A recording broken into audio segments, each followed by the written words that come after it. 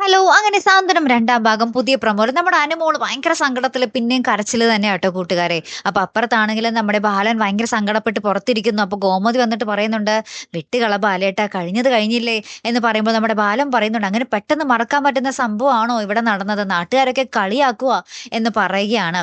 പിന്നീട് നമ്മുടെ മീനാക്ഷി നമ്മുടെ അനുവിന്റെ അടുത്തല്ല ഗോമതിയുടെ അടുത്ത് വന്ന് സംസാരിക്കുന്നുണ്ട്. അപ്പൊ ഗോമതി പറയുന്നുണ്ട്, "അവള് കാരണമല്ലേ നമ്മൾ ഈ അനുഭവിക്കുന്നേ" എന്നൊക്കെ പറയുമ്പോൾ നമ്മുടെ മീനാക്ഷി അനുവിന്റെ സൈഡ് പിടിച്ച് പറയുന്നുണ്ടേ, "അവളൊന്നും തെറ്റ് ചെയ്തിട്ടില്ല" എന്ന് പറയുകയാണ്. അപ്പൊ ഗോമതി പറയുന്നുണ്ട്, "മീനാക്ഷി നീ കൂടുതൽ പറയുന്നും വേണ്ട" എന്ന് പറഞ്ഞ് അവളെ നിർത്തിക്കുന്നുണ്ടേ.